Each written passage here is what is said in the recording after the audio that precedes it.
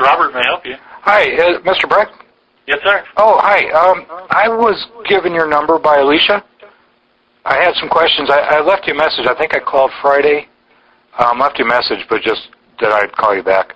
Okay. I'm looking into the vaccination refusal forms. Yes, sir. And I'm trying to find out what the... I talked to a lawyer, and it seems that that is an application for a waiver. Is that correct? Do you know about these forms?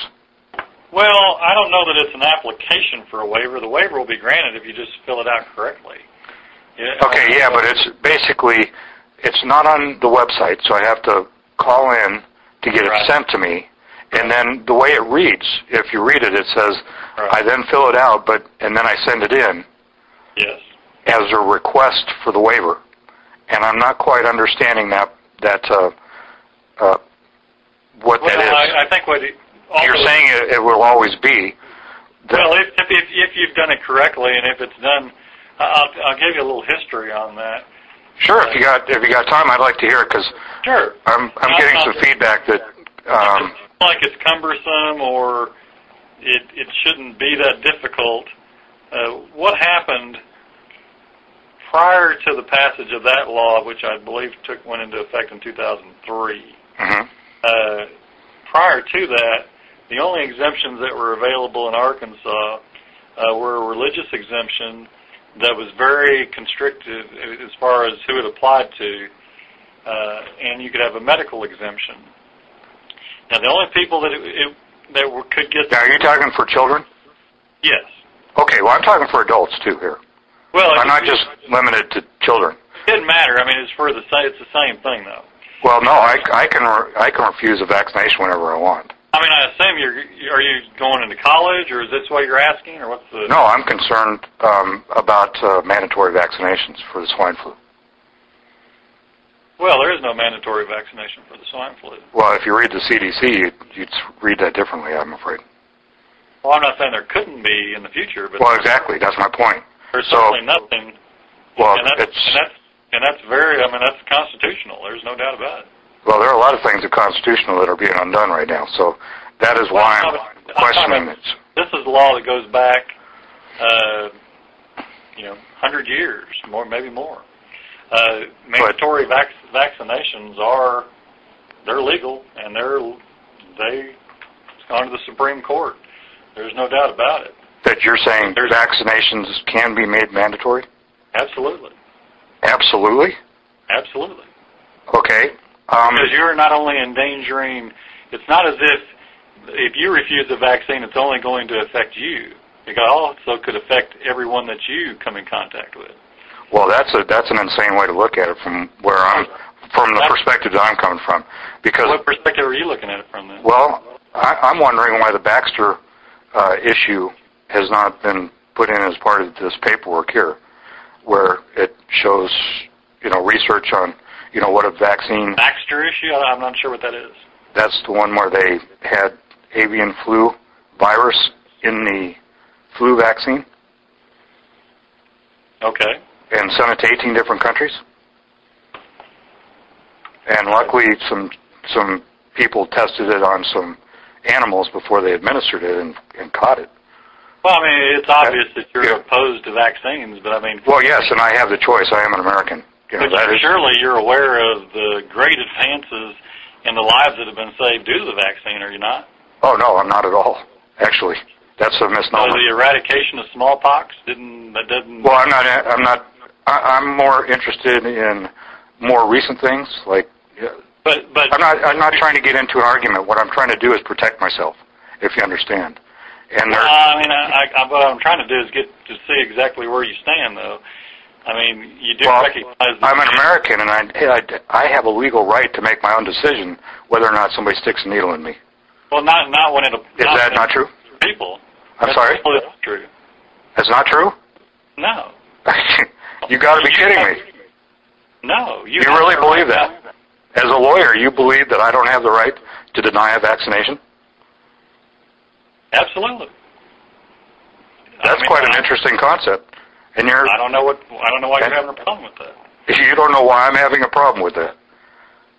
No. Oh, okay. The law is Have you heard of autism? The Supreme Court made it very clear, and it's been made clear several times. There's no doubt about it. Mandatory vaccinations are constitutional.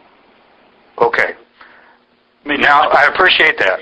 I don't appreciate it, but if that's where we're at, then I need to find out how I can say no. well, That's what I'm really interested in. Okay. Because my religion doesn't allow it, personally. Okay. Well, then that's really immaterial as far as whether it's constitutional or not. But No, because I'm an American and have a religion. it doesn't And matter. It doesn't matter. You could be any religion you wanted. If the legislature mandated a certain vaccine, it would be mandated for everyone. Okay. Now, the only reason you have right now a philosophical or religious exemption available in Arkansas is because the Arkansas legislature decided to put that in the law. Had they decided not to put that in the law, there'd be no religious or philosophical exemptions. Okay. And medical exemptions are a different thing. You know, but no, I mean they're constitutional. There's no question about it. There's no question about it. That's Absolutely. quite an interesting statement, actually. Have you read the Supreme Court cases? I don't have. That's not the only thing. I would like to. Yeah, if you can refer me to those, Sure. because they're unconstitutional. The seminal case is Jacobson versus Massachusetts. Jacobson. Okay, so back to versus Mass. Okay, basically, I am trying to find out how I can protect myself from mandatory vaccination, from mandatory vaccine. Is the paperwork that I've been sent, which talks about children and exempting them from school, and doesn't have an area for other where I can fill in the vaccine that I don't want. So the paperwork isn't up to speed, is what I'm saying. But there's no vaccine that applies to you. What vaccine are you being required to take? Well, if you read the CDC pages, very soon it is very possible that the H1N1 will be mandatory. Very possible. And if it is mandatory, and there's not an exemption that applies for that vaccine, then it would be mandatory. It would be mandatory, i.e. how? Enforced by law? Like somebody stick a gun in my face and say I'm going to take it? Is that what you're saying? Read Jacobson. No, you could be criminally held liable. You could be for not taking the swine flu vaccine. That's what you're telling me. You're talking about a hypothetical because it's not mandatory. Well, have you read the CDC page? You've asked if I read the Supreme Court page. Have you read the CDC page that your website is connected to? But I can tell you that the Arkansas has no mandatory swine flu vaccine. But in an emergency, if the CDC dictates it, is that not what you're saying, overriding that and saying I will be? That's where my gray part is that I don't understand. Well, that's why I'm not calling you just to chat. I'm calling you for your legal understanding, because I wouldn't waste your time. If the CDC had a nationwide mandatory flu vaccine requirement, and you would have to take that up with the federal authorities, and our exemption forms would have nothing to do with it. Those are state forms based on state law. So I need a federal. Yeah, I need a federal exemption form. These state forms I'm wasting my time with. Yeah, the state form would do no good if the CDC somehow mandated nationally an emergency. Right. Because we're under a CDC, we're under a Health Services declared anthrax emergency as we speak. It's been going on for a long time now. Well, Did you know that? Anthrax is out there. Yeah. So, but we're under an emergency, so they have the capability right now of doing that.